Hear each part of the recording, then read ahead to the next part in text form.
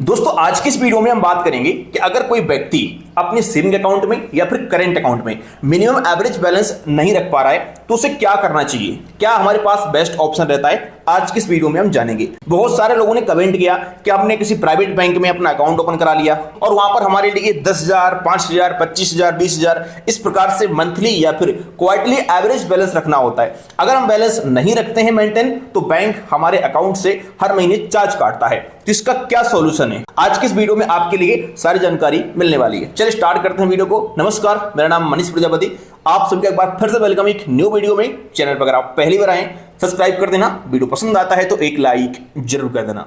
अब काफी सारे लोगों का सैलरी अकाउंट होता है, पेमेंट आ रही होती है लेकिन जॉब चली जाती है या जॉब छोड़ देते हैं या फिर अपनी पेमेंट किसी और बैंक अकाउंट में लेने लगते हैं, तो ऐसे में उनका अकाउंट कुछ दिन बाद ऑटोमेटिक सेविंग अकाउंट में बदल जाता है और फिर आपको उस बैंक के सेविंग अकाउंट में मिनिमम एवरेज बैलेंस रखना पड़ता होगा। इसके अलावा कुछ लोग अकाउंट ओपन कराते हैं तो उस समय अकाउंट जीरो बैलेंस होता है लेकिन बैंक बाद में हो सकता है कि एक फिक्स मिनिमम एवरेज बैलेंस रखने के लिए बोले।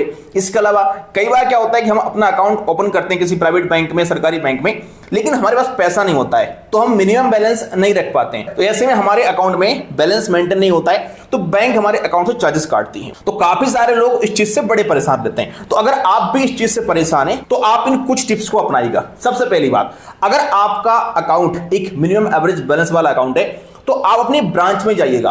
आप अपनी ब्रांच में जाकर के वहां पर बात करिएगा कि सर मेरे पास एक मिनिमम एवरेज बैलेंस वाला अकाउंट था और मैं उसको मेंटेन नहीं कर पा रहा हूं, तो मुझे इस अकाउंट को डाउनग्रेड कराना है। अपग्रेड नहीं कराना है, डाउनग्रेड कराना है, यानी कि इस अकाउंट को मुझे जीरो बैलेंस अकाउंट में कन्वर्ट कराना है। तो कई सारी बैंकों में क्या होता है, फैसिलिटी होती है कि वो आपके अकाउंट को जीरो बैलेंस अकाउंट में कन्वर्ट कर देते हैं। बहुत सारी बैंकों में स्कीम होती है जिसके थ्रू आपका अकाउंट जीरो बैलेंस हो जाता है, जैसे कि BSBD अकाउंट, जनधन योजना का अकाउंट। तो अगर इस प्रकार से आप अपने अकाउंट को अपग्रेड करा लेते हैं तो फिर आपको अपने अकाउंट में मिनिमम एवरेज बैलेंस नहीं रखना पड़ेगा और फिर आपका चार्जेस भी नहीं कटेगा। लेकिन यह फैसिलिटी कुछ बैंकों में ही रहती है, तो आपको एक बार अपनी बैंक में जाके पता करना पड़ेगा। और कई बार ब्रांच वाले ऐसा करते नहीं है, हो तो जाता है लेकिन करते नहीं है, तो वो भाई आपको यहां पर पता करना पड़ेगा आपकी ब्रांच इस चीज के लिए रेडी है या फिर नहीं है।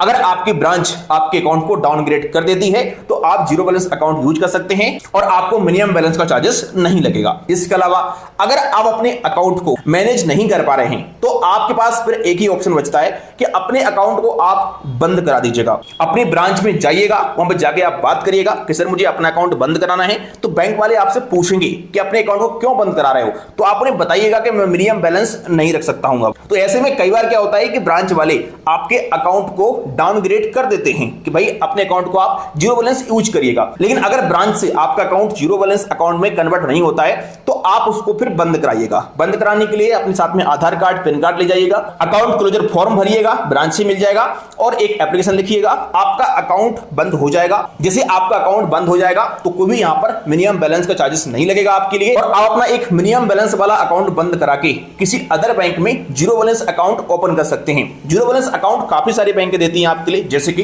कोटक महिंद्रा बैंक का 811 अकाउंट, ये भी जीरो बैलेंस अकाउंट है। कोटक महिंद्रा बैंक का सुपर अकाउंट, ये जीरो बैलेंस अकाउंट है। इंडसइंड बैंक का डिजी स्टार अकाउंट और इंडसइंड बैंक का डिलाइट अकाउंट, ये दोनों अकाउंट जीरो बैलेंस है। एयू स्मॉल फाइनेंस बैंक का डिजिटल अकाउंट, यूनियन बैंक का डिजिटल अकाउंट, स्टेट बैंक का सेविंग अकाउंट, काफी सारे अकाउंट है जो कि जीरो बैलेंस अकाउंट है, आप ओपन कर सकते हैं। कुछ best zero balance account open करने के लिंक भी आपको डाल दूंगा वीडियो की डिस्क्रिप्शन में, तो आप वहां पे क्लिक करके अपना अकाउंट ओपन कर सकते हैं और अपने अकाउंट को जीरो बैलेंस यूज कर सकते हैं। एक बात का आपको हमेशा ध्यान रखना है कि अगर आपका एक मिनिमम बैलेंस वाला अकाउंट है उसे आप बंद नहीं कराते हैं तो यहां पर आपके लिए बड़ी मुसीबत का सामना करना पड़ सकता है, क्योंकि अगर आप बैलेंस मेंटेन नहीं करोगे बैंक चार्ज काटेगा।